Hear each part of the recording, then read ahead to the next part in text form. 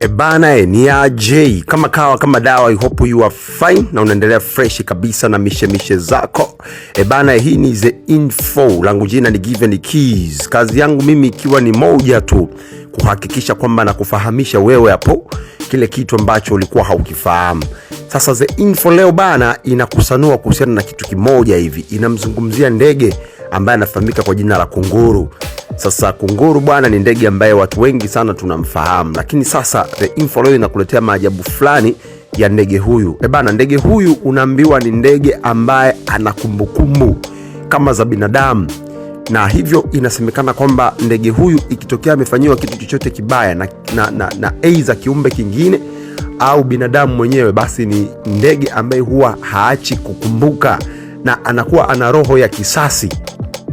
Kwa hiyo kinachotokea ni kwamba muda wowote ambao ikitokea amekutana na wewe au amekuona, basi bwana inabidi utegemee kisasi kutokea kwake. Sasa hii ni kutokana na uwezo aliopewa yeye au katika ubongo wake kuhakikisha kwamba anakumbuka kitu chochote au matukio yoyote ambayo yamemkuta, na hivyo kukumbuka yule mtu aliyemsababishia matukio, yani kutokumsahau binadamu aliyemsababishia matukio. Bana, mimi najua ulikuwa haujui bana kitu kama hicho. Bana, hii ni The Info, langu jina ni Given Keys. Nicheki kwenye mitandao yote ya kijamii na hakikisha kwamba unanifollow kama Given Keys ili uwe wa kwanza kupata updates zote zinazokuwa zinatokea katika peji zangu.